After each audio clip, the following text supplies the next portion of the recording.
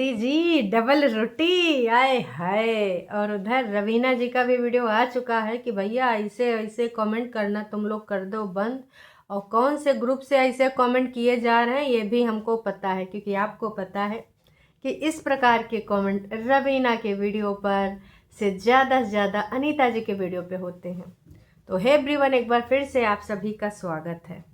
आखिरकार रवीना ने फिर से एक बार इस पे अपने पॉइंट ऑफ व्यू को रखा है।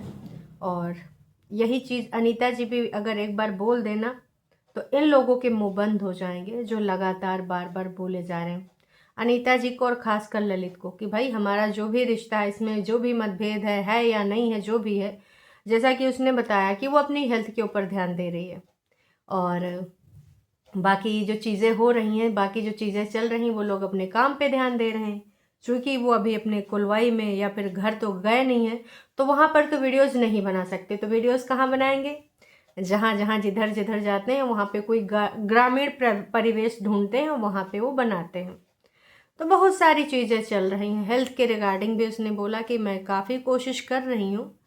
और उसने 4 या 5 केजी लूज़ भी किया है, जो कि अच्छी चीज़ है। जब आपका वेट घटने लगता है ना, तो अंदर से एक कॉन्फिडेंस आता है, जो कि उसके चेहरे पे दिख रहा था। और आई नो कि हम सारे जानते हैं कि रवीना के अंदर जो पॉजिटिविटी है वो बिल्कुल अलग है। जब आप उसके वीडियो को देखो, उसकी आवाज़ में जो चहचहाहट होती है, हाँ कई बार वो दुखी होती है बहुत सारी चीज़ों से, कमेंट से, या फिर जो भी इश्यूज़ हैं, है ना, तब उसके चेहरे पर भी वो इतनी ज़्यादा वो नहीं होती उत्तेजित कि एकदम पगला जाए, कुछ भी बोल डाले।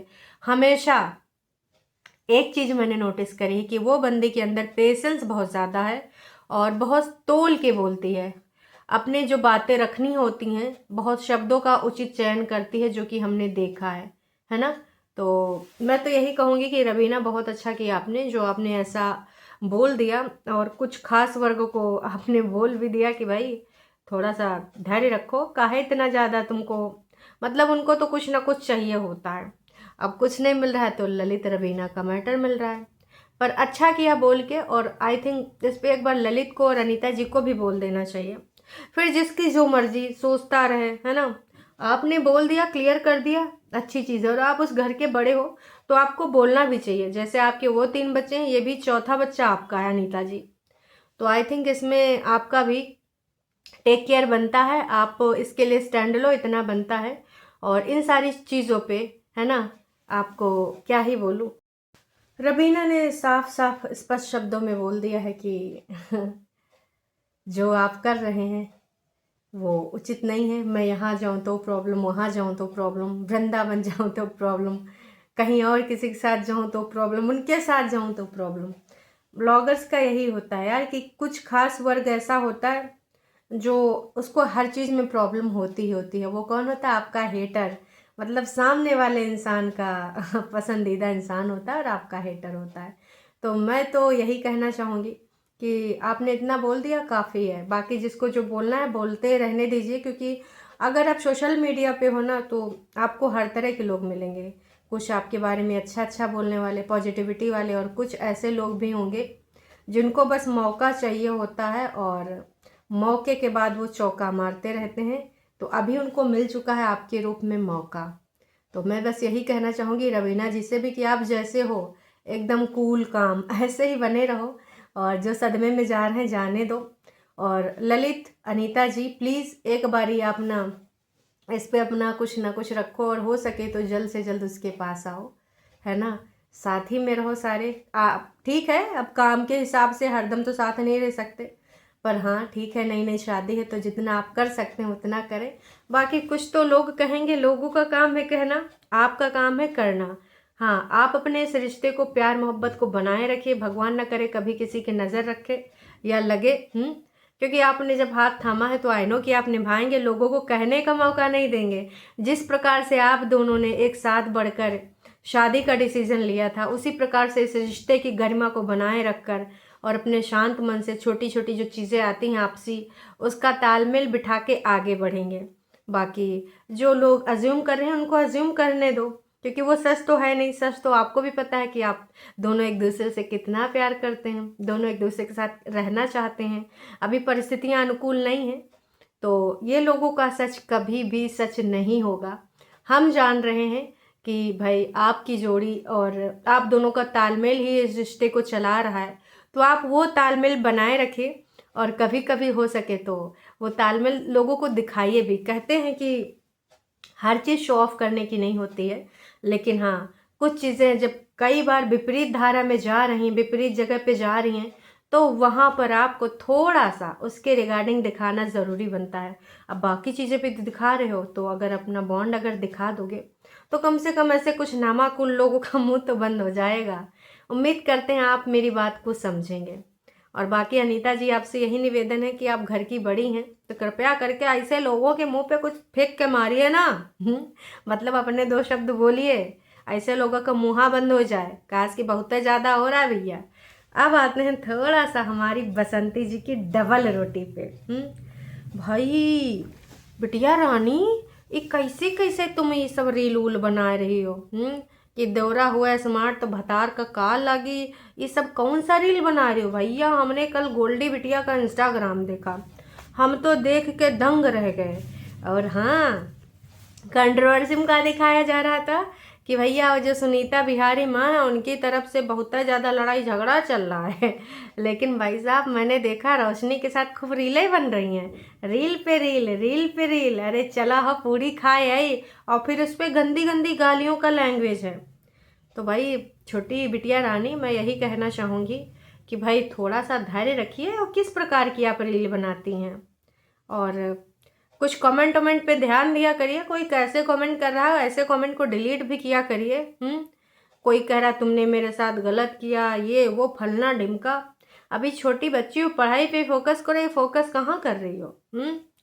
तो ये सारी चीज़ों पे मैं बसंती जी को भी बोलना चाहूँगी कि ठीक है, बेटी के अंदर टैलेंट है, उससे वीडियोस बनवाइए, लेकिन पढ़ाई लिखाई ऊपर रखिए। उस पर सिर्फ और सिर्फ रील बनती नज़र आ रही हैं, और वो भी गानों का सिलेक्शन भाई साहब बहुत ही वाहियात, बहुत ही घटिया, बहुत ही डबल मीनिंग वाला। तो बसंती जी सॉरी बसंती जी, आपसे विनम्र निवेदन है कि आप अपनी बच्ची के इंस्टाग्राम को थोड़ा फोकस करिए, डबल रोटी और कंट्रोवर्सी बनाने के बजाय। उन गानों के मतलब तो आपको पता होंगे, क्योंकि ज़्यादा से ज़्यादा भोजपुरी गाने हैं और सब डबल मीनिंग वाले गाने। एक आध ऐसे गाने छोड़ के कि राम आएंगे, वो जो भजन वगैरह उस पर आपने परफॉर्मेंस दी है। आपके कॉलेज का भी आपने क्लिप डाला, वहाँ कोई ड्रामा में पार्टिसिपेट किया था, वो सब ठीक है। आप ये अच्छी अच्छी चीज़ों को डालिए, लेकिन जो आपने लिपसिंग करी है बहुत ही वाहियात गानों पे हैं, जब देवर हो हैंडसम तो भतार ना ही चाहिए, और पता नहीं क्या क्या। भाई साहब ऐसे गाना आप एक छोटी बच्ची हो शोभा देते हैं, और लिपसिंग ही करना है तो किसी ढंग के गाने पे कर लो, ये क्या है? और गोलू, तुम अपनी बहन के ऊपर थोड़ा सा ध्यान दे लो। लेकिन हम किससे ही कह रहे हैं, थोड़ा सा ध्यान देना ज़रूरी है, और इसको हेटर की तरह मत लेना। कभी कभी ना दूसरा दिमाग लगा के भी ले लिया करो। हम यहाँ कोई तुम्हारे दुश्मन नहीं बैठे हैं, पर सच में उसका इंस्टाग्राम बहुत ही बेकार है, बहुत ही बेहुदा टाइप का है। और इसमें कुछ उन्हीं की हम उम्र के बच्चे हैं जो ऐसे कमेंट भी कर रहे हैं कि भाई तुमने मेरे साथ गलत किया, ऐसा किया वैसा किया, तुमने दिल तोड़ दिया। तो ये सारी चीज़ें क्या चल रही हैं? ऐसे कमेंट को डिलीट करने आना चाहिए। और अभी तुम्हारी एज ही क्या है इन सब चीज़ों में पढ़ने की? तो मैं तो बस एज ए वेल विशर बोल रही हूँ, ये कोई मैं वो नहीं कर रही हूँ कि मैं तुमको ट्रोल कर रही हूँ यहाँ पर बसंती जी से, क्योंकि वो गाने बहुत ही वाहियात है, सारे गाने तो मैं बोल भी नहीं सकती। तो वैसे में आपको अपनी बच्ची के ऊपर बस ये बोलिए कि भाई इंस्टाग्राम चलाना है चलाइए। खैर हम लोगों के टाइम पे तो, हमें ग्रेजुएशन में जो भी हॉस्टल में गई थी तब जाके मुझे एक वो नोकिया 1600 मिला था, क्योंकि घर से बात कर सके, ठीक है, हॉस्टल में रह के। बाकी अभी तो भाई आजकल के बच्चों को क्या ही है, मोबाइल के बिना उनका चलता ही नहीं है। तो ऐसा ना हो कि आप रेसिपी और पेसिपी और ये डबल रोटी और ब्रेड बनाती रह जाएं और बेटी गलत संगति में पड़ जाए।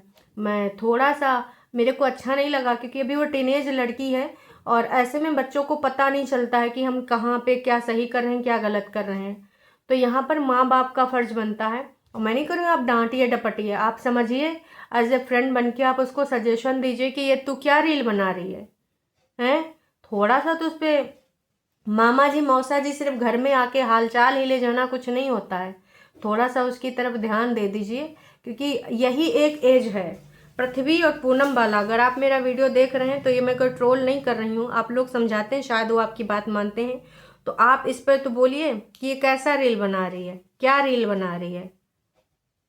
इस चीज़ पे तो आप बोल सकते हैं। वैसे तो आप अनीता जी और उनके बच्चों को हरदम ट्रोल करते रहते हैं, पर यहाँ पर एक बच्ची का फ्यूचर, और उस फ्यूचर के साथ न जाने कितने फ्यूचर जुड़े हैं।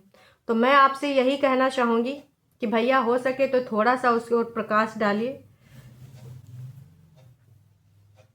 लगातार बार बार बस यही सारी चीज़ें चल रही हैं, है ना।